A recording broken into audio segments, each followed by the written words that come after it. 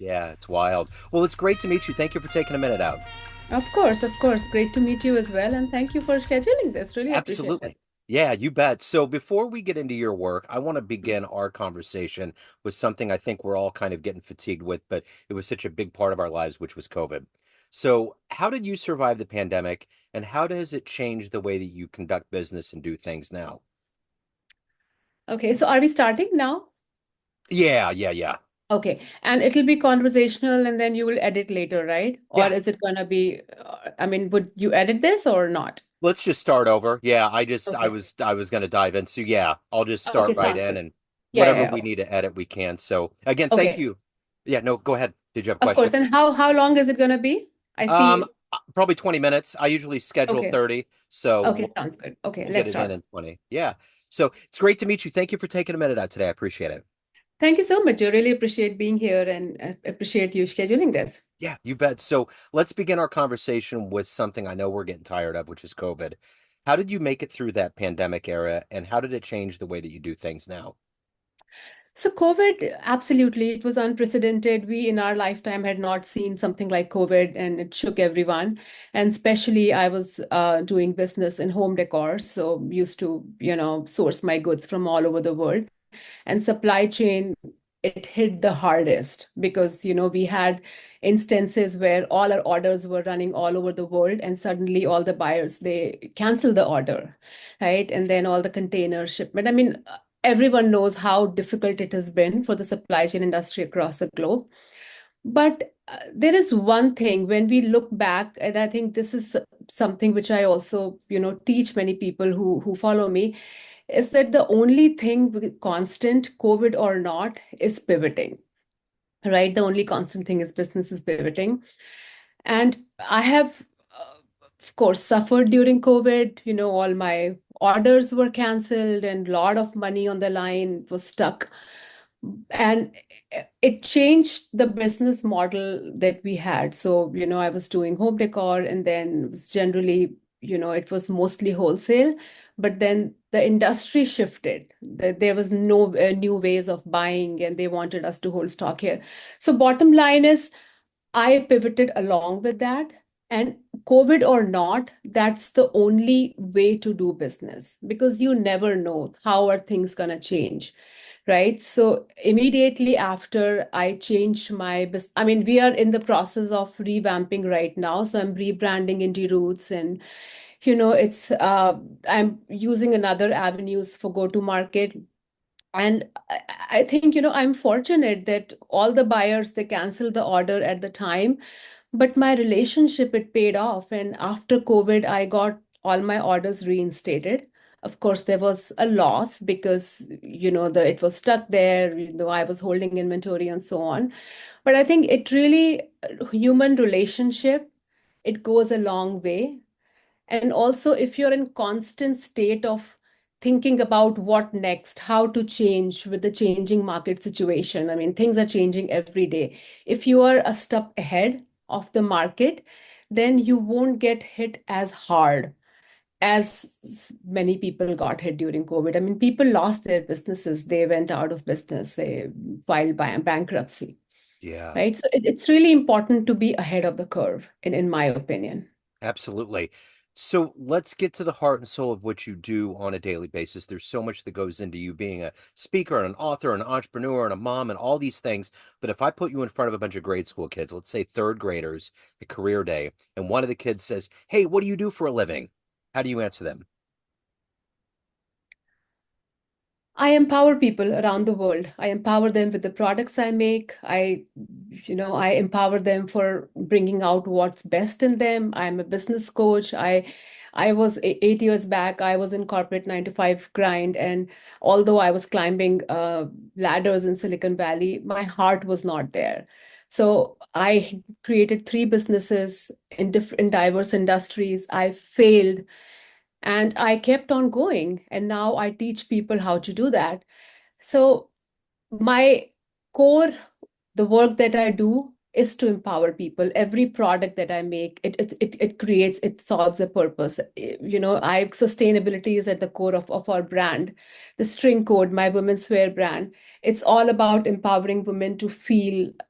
feel confident and look beautiful. Because when you are looking beautiful, you are comfortable in your own skin, the next step that you're going to take, that's going to create ripple effect. You are confident.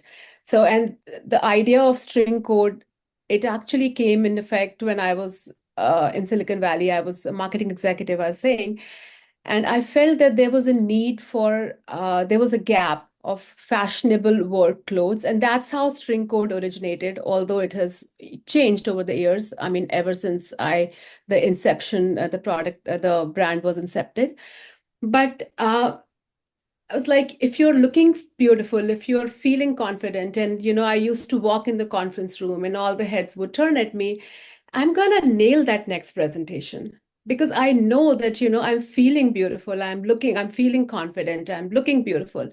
So all my products, home decor, it's IndieRoots, all my products are made by hand. And we are talking about to tell you about the level of these artisan who make my products. We work with around 100 artisan groups across Southeast Asia, and the expertise, these are people who work on my marble collection. They're the people who are descendants of artisan who worked on Taj Mahal itself. So that's the level of skill set we are talking about. It's giving them livelihood, it's reviving an ancient art. So all my businesses, my education business, it was America's and Canada's fastest growing franchise in year one. It's to empower kids, right? Because I have had kids who would not like to go to school in the morning because, there was a lot of peer pressure. They were not doing well at school. So we jump in and, we empower those kids. And I still remember a mom talking to me that after, taking 2 months of our program, she's like, oh, now he wants to get up, he wants to take shower. He gets up by himself and he wants to take shower and go to school because he likes going to school. And this was many years back, but I still get goosebumps because this is really, really personal to me. So Yeah. to cut a long story short, in my opinion, it's not about what you are doing. It's about why you are doing it. Yeah. And whatever I'm doing, it is to empower people to create a better planet and, leave something good for our kids. Yeah, for sure. So let's go back to your childhood. Where were you born and raised? And what were these foundational entrepreneurial seeds that were planted into you? And what did you want to be in the third grade? That's very interesting question because I am also a Forbes author, a part of their business council. And quite recently, they asked me this question. So it's interesting. I grew up in India. I grew up in a middle class family in India. We were three sisters. And our family was, a service class family, as they call it in India, as against a business class family where, of course, people are into business. And nobody you know, uh, in my family has ever done business. So it was a very scary thing for me. It was not for me, actually. It was a more scary thing for my parents, for my family, because, leaving a high paying job in Silicon Valley and just going on your own, uh, you know, uh, it was very scary. But if you ask me when did I want to, when did this thought come to me? I would say for as long as I remember. I always wanted to do something of my own. I was very passionate. And but it took me a long time to take I would say that this has always been my calling. But I was scared. I was, because of societal pressures and everything else that, that we are afraid of, that it took me a long time to take this plunge. But I wanted to do that because, you know, I I just didn't want to be on my deathbed and think about things I could have done, what I was passionate about. So, and I would also urge people to think about the same, that, think about your last days and think about what do you want to think about. I mean, uh, what do you regret about things that you could have done, or passion that you could have followed, that would have changed your life, I mean, when you are towards the end of your life, you would not really think about some overtime hours that you would have put in your current job Yeah. or even better relationship with your current boss. No, it's about bigger things in life. And it's totally fine if you don't want to do that. If you want to, I mean, you can do exceptionally well by being in a job. It's just a matter of following your calling in my mind. So, with this diversification of things that you do, you're obviously highly driven and successful. Who has been that hero or inspiration for you? My dad, my dad has been an inspiration. Um, and it's very personal for me. When we were growing up, my dad were a couple of siblings, three siblings, and then he was the youngest. And at a very early age, his dad, my grandfather, passed away.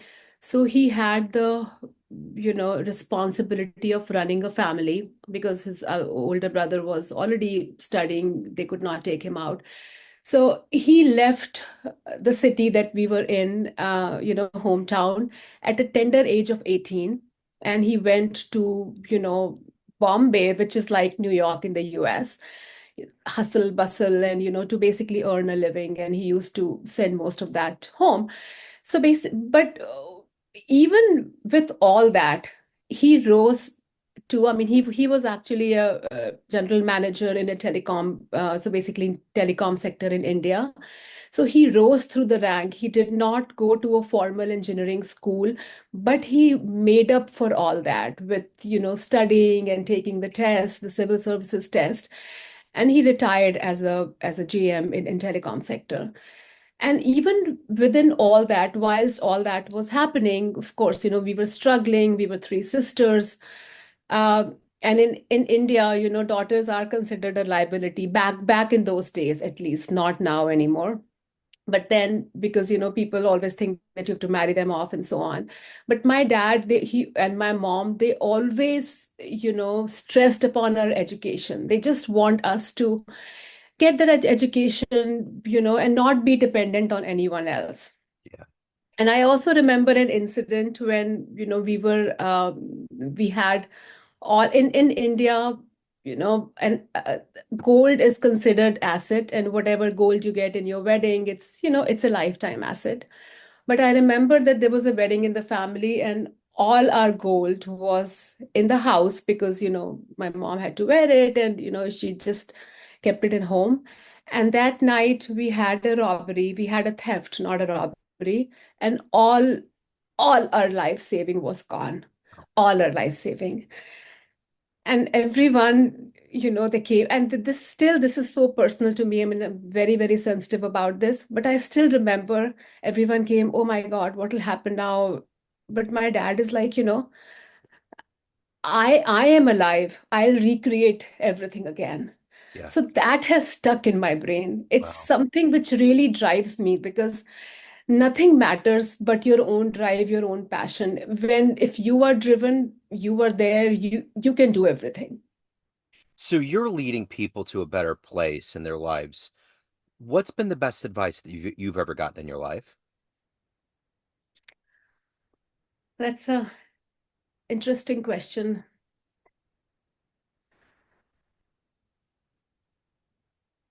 The best advice that I have gotten in my life is to just keep going. It's a very simple, it's nothing fancy, but again from my dad, right? That life is full of, I mean, whether you're working, whether you're doing your own business, even if you're not working at all, life is full of ups and downs, right?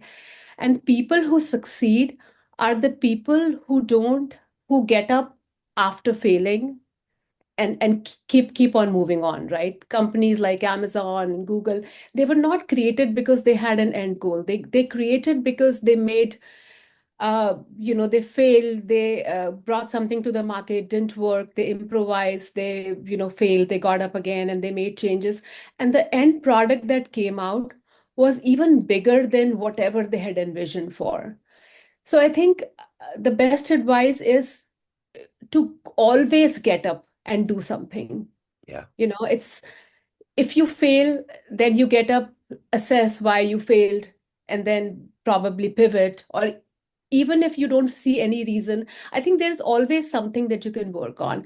And only if you continue to persist, if you always keep on getting up, you will succeed. I mean, Yeah. there is no secret formula behind success as much as perseverance.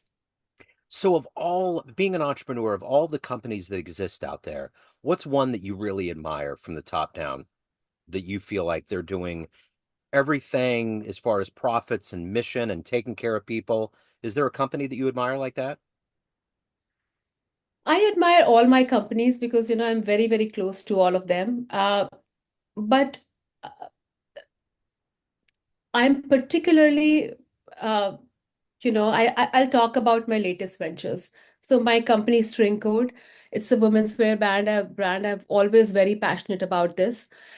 Um, and my whole, I mean, it's the brand message is very personal to me because I have been in male-driven industry. I always, dressed up very differently. I wanted to feel powerful. And Silicon Valley is not New York, right? I mean, it's still not as fashion forward, and people judge you, right, by what you do. But then my message to the women was to just feel comfortable in your skin, do whatever you like to do, wear whatever you want to. Of course, it has to be appropriate, given the whatever situation you are in. You're in work or you are out, but then just feel comfortable in your skin, and you see the ripple effect coming along your way. Yeah. And we have been very successful from the get-go. So we just launched, and it's actually a spring summer 25 collection. We are already in some boutiques in New York, we're in Hampton, we are in World Trade Center, we are in Miami, Costa Rica, so we are also international. That's something which gives me a lot of joy because we just started, and it's not that, of course, you can't expect exponential growth in the first year, but then where we are, I'm very, very content. And I feel that whatever I'm doing is resonating with people. And I also want to talk about another passion. And after doing, creating three businesses, being a serial entrepreneur, I'm pursuing what I have always wanted to do, which is to empower people. And when I was in my, doing my MBA, I wanted to go back and teach, in my MBA school. But now with so many opportunities with digital market opening up.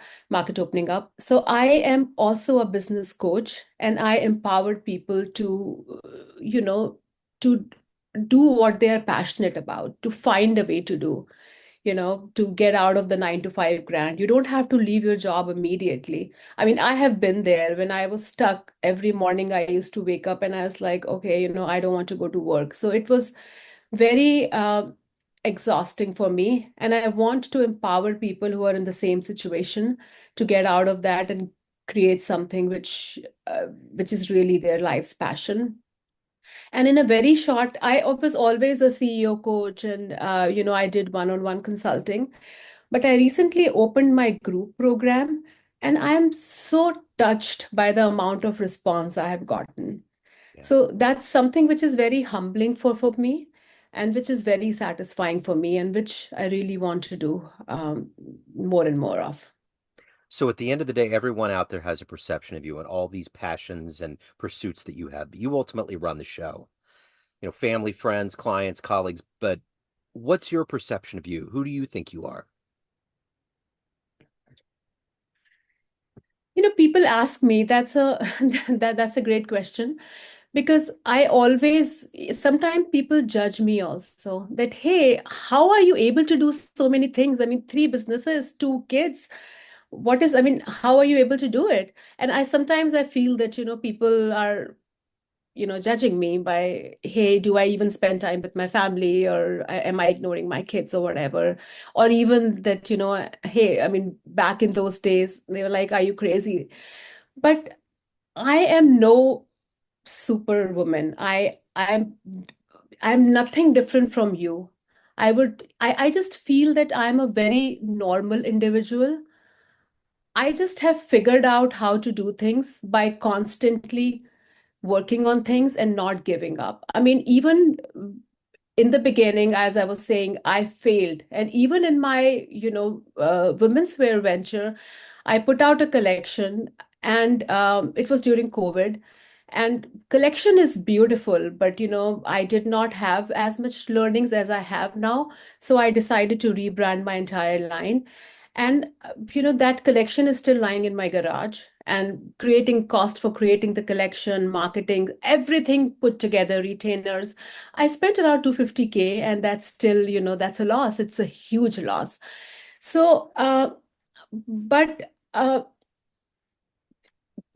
thing is that, and many people's, even family, they, not my close family, but then people who I know and extended family, they have at different points in time, they asked me to go back to job. And, they actually sometimes they used to see as if, they used to talk as if I was crazy not going back to work, and, enduring all that, going through all that, persevering through all that. But I did not listen to anyone. I just listened to my heart, and I kept on going. That's the only thing which differentiates, you or anyone else from me. I am no superwoman. I have no superpowers. But there's one thing which I would like to, say at this point, that if you keep on going, if you keep on doing things, if you keep on pivoting, you will eventually get success. But one thing which I realized is that you can fail and you can get up and you can succeed. And during this time, you can, waste a lot of money. And you're all, you also, there are many people who just give up because, their morale is so much shattered, right? Because they feel that they don't even have it in them because they're constantly failing. So you can do it on your own. If you keep on persevering, you will get there. Or one thing which I really feel I should have done, I also get this question a lot, that what could you have done differently? Is that I could have gotten some guidance, some mentorship, and this path I would have eventually succeeded, but this path would have been shorter and more enjoyable for me, because it's been, I mean, I tell people stories of how I failed, and I used to be stuck in a room for 2 days. Then I used to get up, and it's a roller coaster. I was depressed at time. I have no problems talking about, this issue about mental health, that I have been depressed, but I've always gotten up and did things. But if I had guidance, then the path would have been different, could have been Absolutely. different. So, if anyone wants to delve more into your works, your words, your fashion, your companies, everything, all the good work that you're doing, where's the best place for them to go? So it's my website, neenapandey.com. It's NEENAPANDEY.com. I have, people can go and look me up on LinkedIn, and my fashion website, thestringcode.com. And then I have the coaching, build, scale, sustain. But you'll find, if you go to neenapandey.com, you'll find all that information. And I would love to give your listeners, some perks for being on the show. So I'm putting together a guide for, people. I get this question a lot. Hey, Nina, do I have to leave my job if I want to do something? And I say, absolutely not. I think we are living in an age where you try something out. You don't have to, to leave your job and leave your source of income, but you can try things on the side. You can do a side hustle, and you also keep on building your personal profile along the way. And when the time is right, you can quit your job. So I'm putting together a guide for, people who want to do a side hustle. And I will, I'll go and add that to my to the show notes Okay, for excellent. you. I appreciate this, Nina. Thank you for your story. Thank you for your time. Keep doing the excellent work. I appreciate it. Thank you so much. I really enjoyed being on the show, and you're putting up a very good show. I wish your audience all the best, and you all the best. Let's stay in touch, guys. Even if you are not buying my products or taking any service from me, please go and follow me on LinkedIn, on Instagram, Facebook. Let's be on each other's feet. I will empower you, you will empower me. So I look forward to connecting with you. I love it. Thank you. I appreciate it. Best of luck. Thank you, Jeff. Take care.